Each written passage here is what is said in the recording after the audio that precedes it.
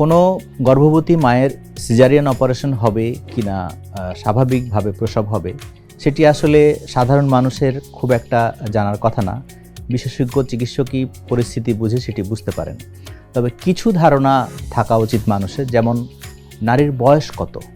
যদি দেখা যায় যে 18 কিংবা 16-র নিচে কোনো নারী গর্ভধারণ করেছেন, তাহলে কিন্তু তার তলপেটের হাড়ের গঠন ঠিকমতো এখনও তৈরি হয়নি, কাজে সেখানে স্বাভাবিক প্রসব বাধাগ্রস্ত হতে পারে। অন্যদিকে যদি বেশি বয়স হয়, যেমন 30 ঊর্ধ্ব বয়স, তখন আসলে তলপেটের যে জয়েন্টগুলো আছে সন্তান প্রসবের সময় প্রসারিত হওয়া দরকার, সেটিও তখন প্রসারিত হয় না, কাজে সেক্ষেত্রেও কিন্তু সিজারের হার বাড়তে পারে। অন্যদিকে যদি উচ্চতায় যায়, যে একজন নারীর উচ্চতা যদি 5 ফিটের কম হয়, তাহলে কিন্তু স্বাভাবিক প্রসব বাধাগ্রস্ত হতে পারে। এগুলো সাধারণ বিষয় মানুষ জানবে।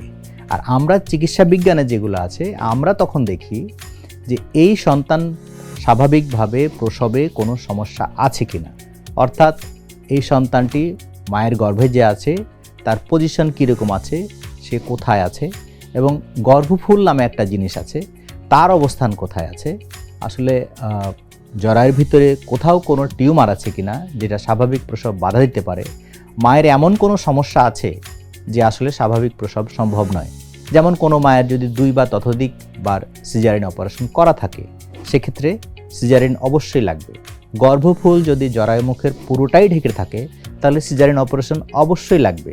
যদি বাচ্চা আড়াআড়িভাবে থাকে কিংবা একের অধিক সন্তান থাকে গর্ভে, তাহলে কিন্তু সিজারিন অপারেশন লাগবে। কাজে এগুলো কিছু কারণ আছে যেগুলো চিকিৎসকে শুধু নির্ধারণ করবেন।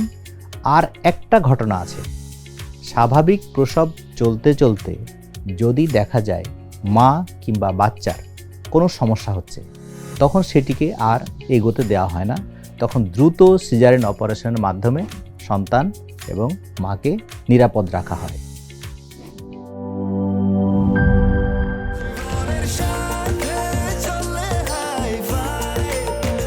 স্বাস্থ্যকর অল টাইম ফ্যামিলি কেক, সব সময় অল টাইম হেলদি লাইফ।